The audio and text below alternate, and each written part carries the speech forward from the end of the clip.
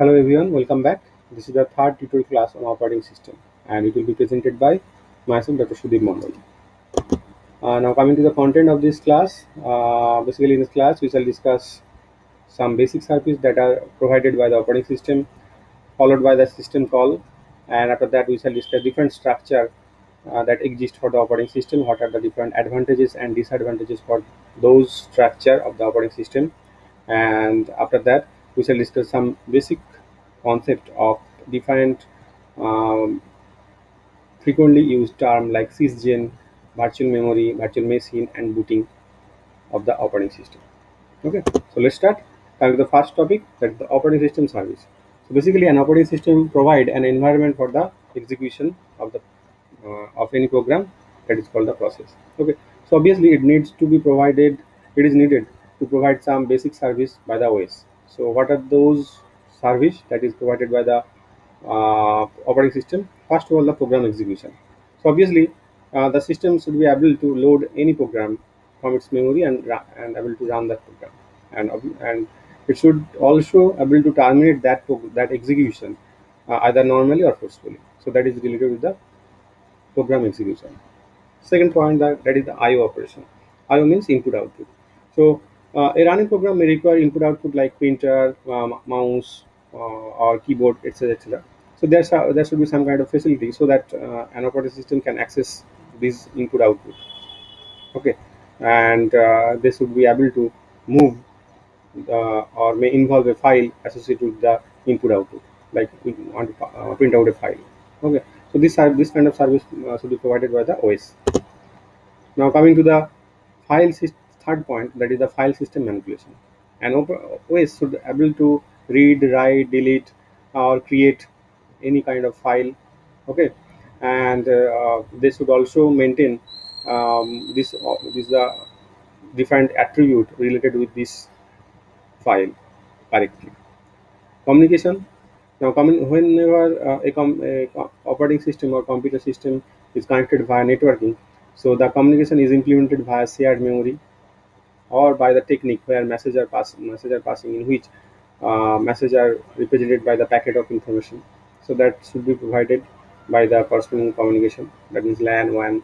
So communication must be this is a basic service that should be provided by the operating system. Error detection. It is possible that during the execution of any program that there are error occurred. There are some kind of error like arithmetic overflow, access to the illegal memory location, too large user CPU time, etc., etc.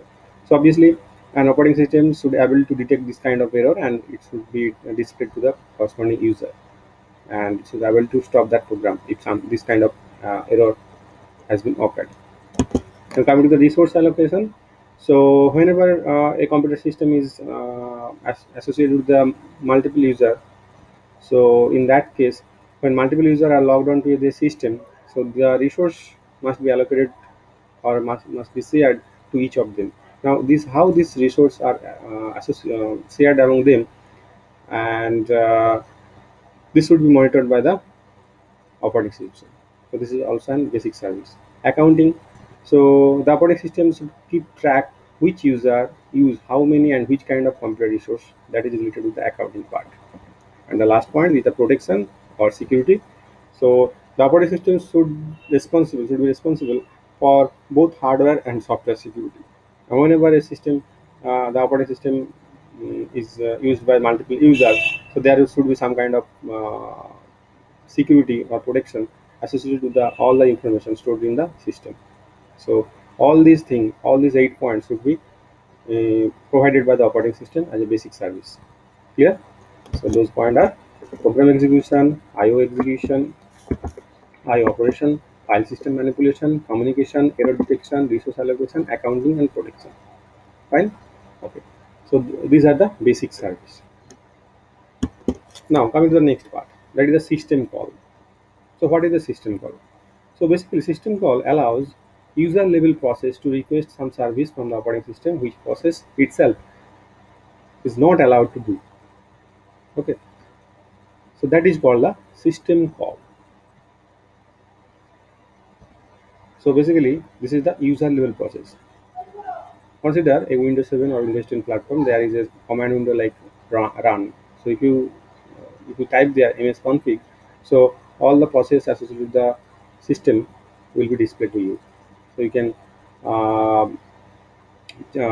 can stop any kind of program, or you can uh, decide which program should be start at at the booting time.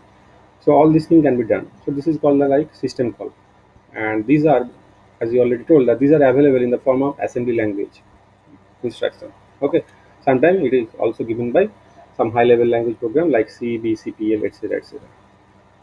Okay, so there are basically five type of system call are given. First of all, process control. So there should be some kind of mechanism so that we can control the process. On operating system can control the process like end, abort any process, load, execute any process, create process, terminate process. And there are lots of attributes associated with the process.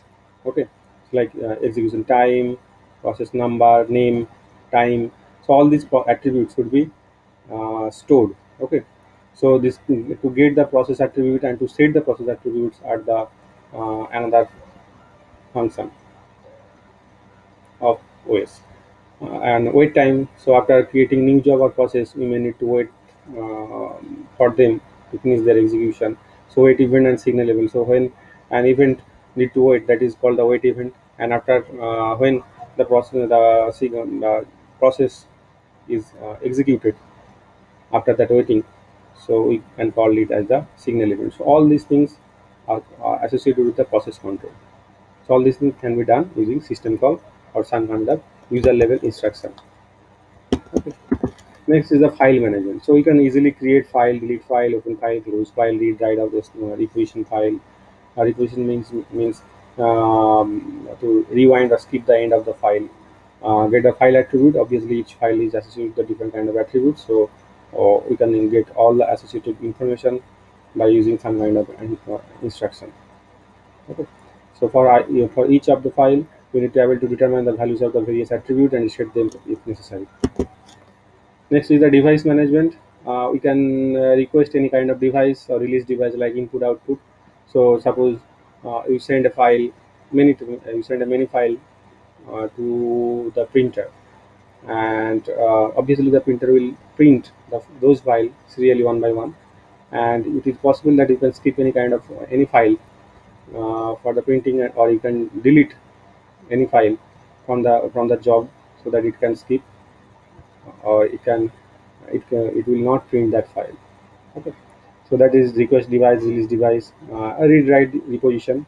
Once the device has been requested, allocated us, you can read write and reposition the device. Now information maintenance, obviously all the systems must have a system call to return the current date, time, or you can easily set time or date. It can easily done by the operating system. And we need to get easily the system data, like what are the different process are going on, what are the different user are there, version of the OS, amount of the free memory. These are all the information associated with the system.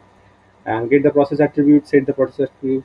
So OS keeps the information about all the process, and there are system calls this access this information.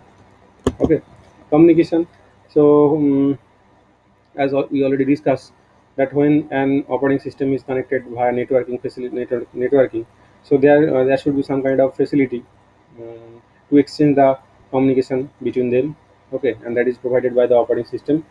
So what are the different system call can be done for the communication, like it can create delete communication system. Okay, so we can check either the message or packet either is received or sending. So you can create a delete communication connection. You can terminate the corresponding connection, send and receive message, transfer the status information, attach or detach remote device. Okay, so you can see that when we connect a LAN to our computer, so you can change the corresponding setting. Okay, so in which port we can connect, how much amount of message is received. So it either it is connected or not, you can easily manually disconnect it. Okay, so all these things are associated with the communication. Okay, so these are the five basic system call that is associated with the operating system. First one is the process control, second is the file management, third one is the device management, fourth one is the information maintenance, and last is the communication. Okay. Now coming to the next topic, that is the system structure. So there are different structure associated with the operating system. So we can classify the operating system structure into two types. One is the simple structure and another is the layered structure. So in case of simple structure, as the name suggests, it does not have a well-defined structure, and such operating system begins as small and simple and limited system. One of the most popular example is the MS-DOS system. So you can see that this is the basically the figure and that denote the MS-DOS system, where you can see that there is application program, and it is associated with the resident system program, and it directly associated with the MS-DOS driver, and all these things are connected with the ROM BIOS device driver. So this is the simple example of the this is the example of the simple structure operating system. And here it should be remembered that here the structure was not divided into modules carefully. That means all these modules are not divided all this with proper modularity. Okay. Unix is also another example of such kind of structure. Now the layer structure. The layered approach, the operating system is broken into a number of layers, each built on top of the lower layer. So starting from the layer zero, that is the hardware, and the top most of the layer in, or you can say a layer M. This is the user interface. Okay, so this is the uh, layered structure of the operating system. The main advantage of the layered approach is the modularity. Then all these layers have particular modularity or particular function. The function are well defined. That's why you call it a module. So each layer is associated with a particular function or module. Okay. So these layers are selected such that each user functions and service of only lower layer. Okay. And all these functions are depend on the its lower layer. So it has some kind of advantage. First advantage, it simplifies the debugging process and system verification. So whenever we want to debug a particular layer, so we assume that the corresponding error is located in its only that particular layer, and we are assuming that uh, all the layer below it are working correctly. So thus the design and implementation of the system are simplified when the system is broken into different layers. Okay. So next, each layer is implemented using only operation provided by the lower layers. We already discussed it, and basically this is some kind of black box view. What is a black box view? In case of black box view, we only deal with the input output, nor we are not interested to know the internal configuration of any kind of system. So here, different layer of the operating system is also similar to the black box view, where we does not want to know the what are the operation in the lower layer. Okay, so a layer does not need to know how these operations are implemented. It only needs to know what this operation can do. So that's why I call it as black box view. So in case of a typical operating system, these five layer are observed, and those are given by like this: initially hardware, after that CPU scheduling, above that memory management, upon that operating process communication, then IO management, then user program. Okay, so this is the basically typical example of layered structure of operating system. Now there are some disadvantages of this layered approach. First of all, uh, we need to define the modularity or functions of each layer very carefully. Okay, because suppose the device driver for that disk space, so it should be this device driver for the disk space should be lower than the memory management routine, because the memory management requires the ability to use the disk space, so it should be in the lower of the memory management routine. And moreover, it is less efficient than the non-layer system. Why? Because we need to define each layer very carefully, and for execution we may need longer time than the non-layer system. So that is also and disadvantage. So this is also a disadvantage for the layered approach. Okay, so that's all from the layered structure and simple structure. Now coming to the next topic, that is the virtual machine. We also call it as the VM, and as the name suggests, virtual. That means this is the virtual machine, basically the virtual version of a computer. That is, it is virtual computer or software defined computer within the physical server, and it exists only as a code. What is virtual machine? To understand that, sometimes many of us have the Android mobile, and we can observe that there is a secondary storage option. So whenever we touch that point, touch that apps, and all the the control of the Android system is moved to a secondary storage area, and there is complete separate set of application are there. So there are two separate storage within a single Android mobile. It seems there are two operating systems are there. So this is an example of virtual machine. So in case of so what is virtual? Virtualization is the process of creating software based or virtual version of computer. So here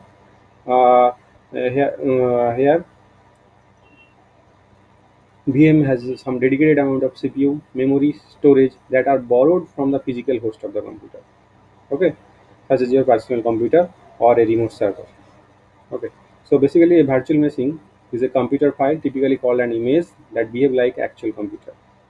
It can run in a Windows as a separate computing environment, often to run defined OS. The operating system creates the illusion of multiple process also.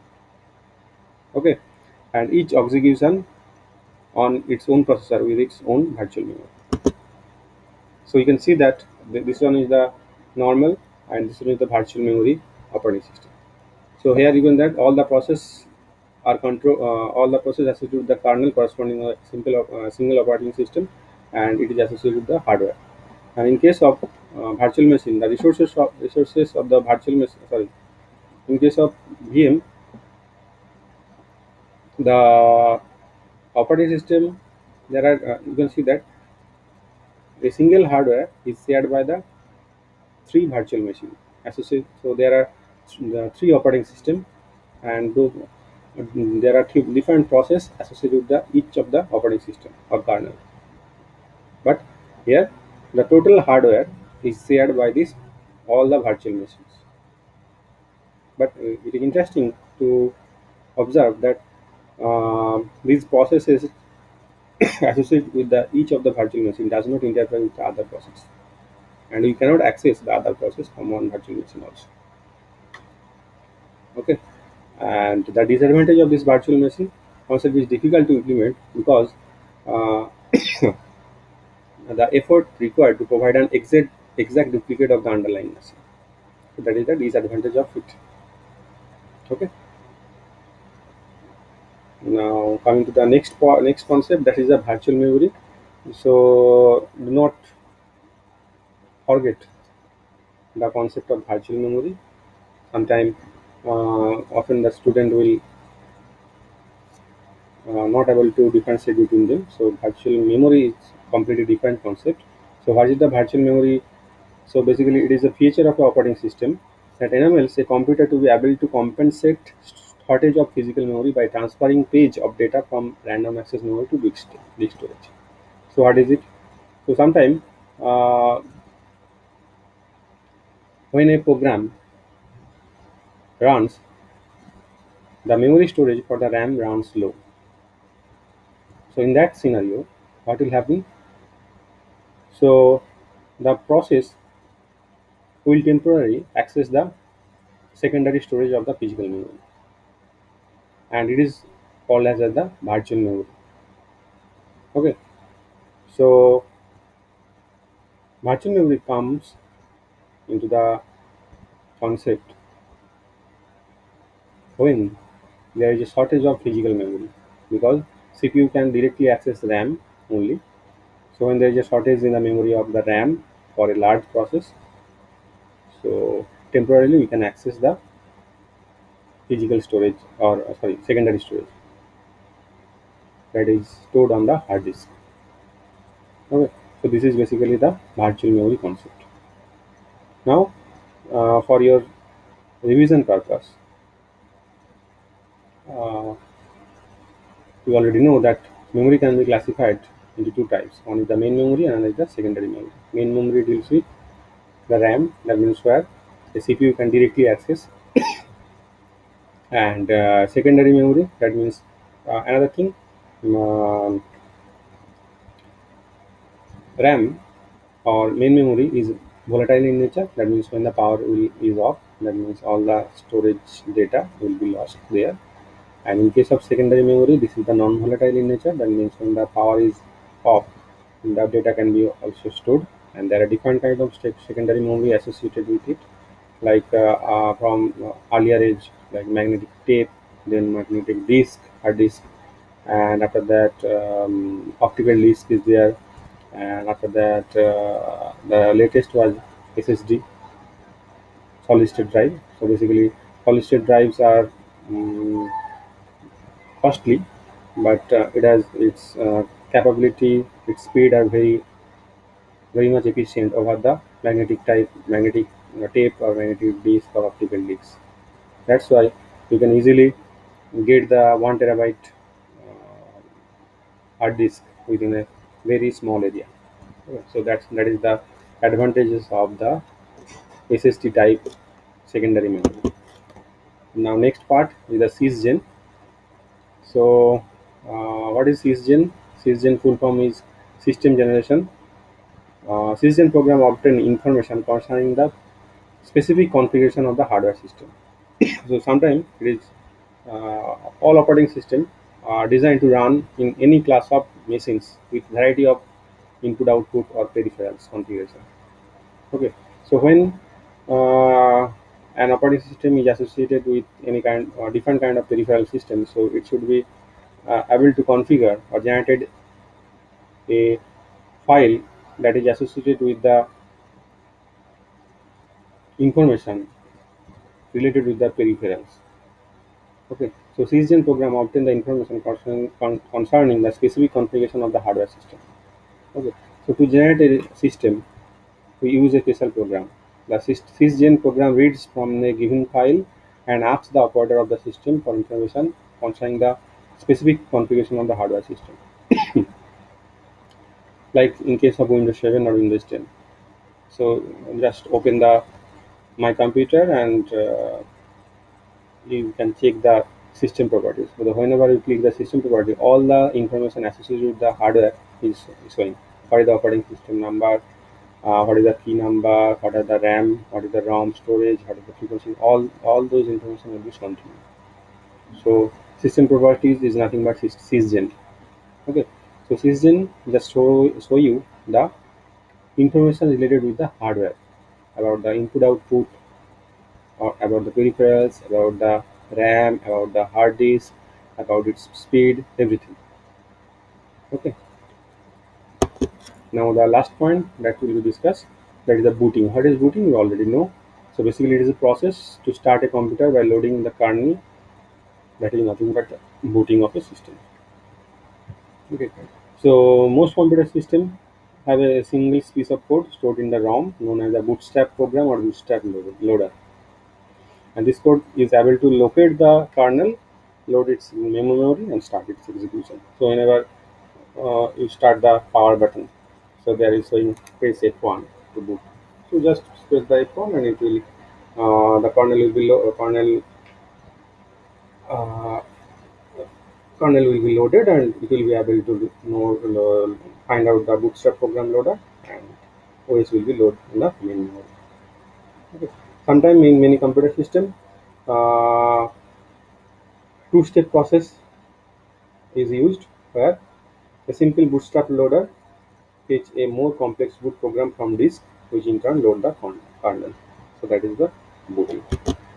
So coming to the conclusion part. So in this class, we have studied the service of operating system, different structure of operating system. Uh, Apart from it, we have learned what is the system call.